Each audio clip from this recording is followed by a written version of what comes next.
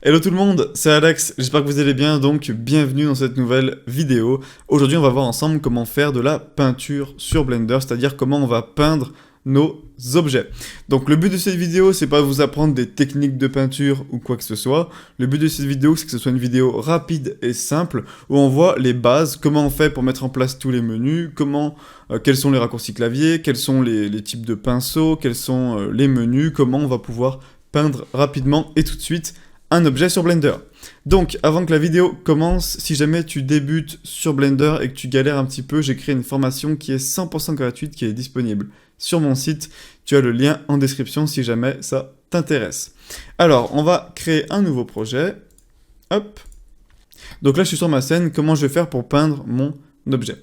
Alors sur Blender, si on clique sur Objet Mode, ici on a un mode qui s'appelle Texture Paint et qui est fait du coup pour qu'on puisse peindre également. Ici on aura accès à tous les outils et ici on aura accès à des outils un peu plus avancés pour peindre votre objet.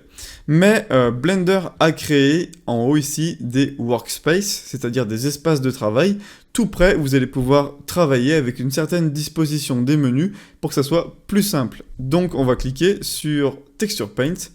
Et là, comme vous pouvez le constater, ça met en place tous les menus pour qu'on puisse travailler de manière efficace. Et là, on a tous les outils à notre disposition pour pouvoir peindre sur Blender. Donc c'est génial. Donc comment ça se présente? Vous avez à droite votre vue 3D qui est juste ici, avec notre cube qui est devenu violet, tout simplement parce qu'il n'a pas de texture, il n'a pas de matériaux. On a des outils qui sont liés au Texture Paint. On a ici les paramètres du pinceau. On a ici également les paramètres du pinceau et plein d'autres paramètres assez importants. Et également à gauche ici, on a une grille avec notre objet qui est déplié. Donc là, vous pouvez reconnaître cette forme, c'est un cube qui est déplié à plat. Et ça va être aussi assez important. Donc on va commencer tout de suite. Si jamais je fais clic gauche, on peut voir que j'arrive pas à peindre. Tout simplement parce que là, on peut voir qu'on a un petit message d'erreur qui nous dit que on n'a pas de texture. Donc on ne peut pas peindre si on n'a pas de matériau qui est appliqué à notre objet. Donc ce qu'on va faire, c'est qu'on va venir en créer un. Pour faire ça, on va ici. C'est écrit nos textures, on clique sur plus et on rajoute un base color. Le base color, c'est une couleur toute simple. Donc moi, je vais mettre un blanc. Ici, on peut choisir la résolution. Donc là, c'est 1024 par 1024. On peut renommer notre texture, donc c'est cool, faut le faire. Et là, on va cliquer sur OK. Et là, maintenant, comme vous pouvez le constater, mon cube est devenu blanc. Et là, si je peins, il ne se passe rien. Pourquoi? Tout simplement parce que notre pinceau est exactement de la même couleur que notre cube, du coup on ne voit pas la peinture. Donc pour ça on va pouvoir changer la couleur du pinceau juste ici. On peut également le faire en passant ici, c'est exactement le même menu. Ici je vais pouvoir régler la luminosité, enfin pas vraiment la luminosité, mais si je veux une couleur plus sombre ou plus claire.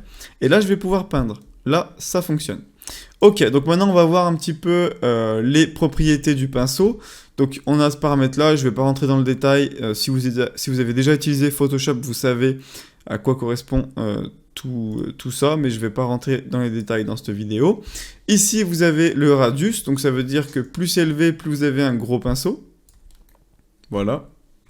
Je fais un petit CTRL Z, et plus c'est proche de 0, et plus vous avez quelque chose de très fin, et donc vous allez limite pouvoir écrire comme ça. Voilà. Ce paramètre, vous pouvez le changer avec la touche F, qui vous permet d'agrandir comme ça, et d'avoir un pinceau plus gros. F, pinceau plus petit, voilà.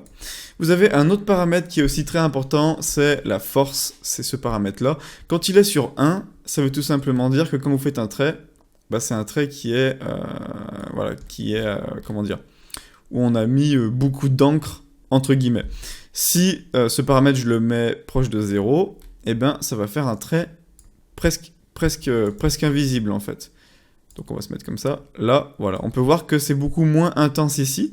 Et là, c'est beaucoup plus intense. Donc ça, c'est grâce à ce paramètre-là qui est aussi très important. Donc comment on règle ce paramètre? On fait Shift plus F. Et là, quand on le met à 1, c'est à fond. Quand on le met à 0... c'est à 0, voilà. Donc vous pouvez changer ce paramètre avec Shift plus F. Ensuite, pour piquer une couleur, ça veut dire si vous voulez choper une couleur précise à un endroit, vous pouvez appuyer sur la touche S Et là, la touche S, quand vous laissez appuyer, vous avez cet outil. Et donc, si vous voulez ce rouge-là en particulier, vous pouvez vous mettre dessus, récupérer ce rouge, et là, maintenant, vous allez peindre avec exactement le même rouge. Donc ça aussi, c'est un outil qui est assez important. Donc maintenant, on va s'intéresser à gauche avec cette projection 2D du coup de notre objet. Si je clique ici et que je prends Material Base Color, qu'est-ce que je vais retrouver? Je vais retrouver mon objet déplié en 2D avec la peinture que j'ai faite. C'est-à-dire que si je peins sur cette face, donc c'est celle-là, on peut voir en direct la peinture que je suis en train de faire. Voilà. Et ce qui est bien, c'est que je peux également peindre sur de la 2D. Ça veut dire que je peux peindre directement ici.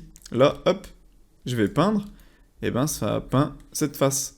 Là, si je peins ici, hop, et ben, ça a peint cette face-là. Alors, comment ça se fait que je peux dépasser? C'est-à-dire, comment ça se fait que je peux dessiner ici, alors que ça fait même pas partie de mon cube? On peut voir que mon cube, il est bien là. Pourquoi alors je peux dessiner à côté? Tout simplement parce que si ici, j'ouvre un UV Editor, et que ici, je passe en mode Edit, et ben, je vais pouvoir appuyer sur G et déplacer les points. Alors, pour vous montrer ça, je vais agrandir le menu. Je vais pouvoir ici appuyer sur A pour tout sélectionner et appuyer sur G pour déplacer mes points. Et donc maintenant, on n'est plus du tout au même endroit sur ma texture, donc je peux très bien être ici. Et là, on peut remarquer que le carré parfait que j'ai dessiné, c'était parce que mon objet était déplié juste ici. Donc j'espère que vous avez compris ce principe. C'est un petit peu compliqué à comprendre au début, surtout si on ne sait pas comment fonctionne le dépliage UV sur Blender. Ce qu'il faut savoir également, c'est que vous pouvez sauvegarder votre texture. Donc là, vous créez une sorte de texture avec la peinture que vous faites, et bien vous pouvez sauvegarder ça. Donc pour ça, vous faites Image, Save As, et là vous allez vous retrouver avec la texture de votre cube, et ça c'est super important, surtout si vous voulez exporter votre objet dans un autre logiciel et que vous voulez garder la peinture, le matériau que vous avez fait dessus. Donc voilà, ce sera tout pour cette vidéo. Je ne vais pas rentrer en détail, je ne veux pas que la vidéo soit trop longue, mais je vous laisse tester par vous-même tous les autres outils qui sont à votre disposition par rapport à ça sur Blender. Donc comme d'habitude, si vous avez aimé, n'hésitez pas à liker, ça m'aide énormément pour faire grandir cette chaîne YouTube et toucher plus de personnes. Également, tu peux commenter si tu as une question ou une suggestion, et n'hésite pas à t'abonner si tu veux plus de vidéos dans ce style. Donc voilà, c'était Alex, et je te dis à bientôt pour une prochaine vidéo. Ciao!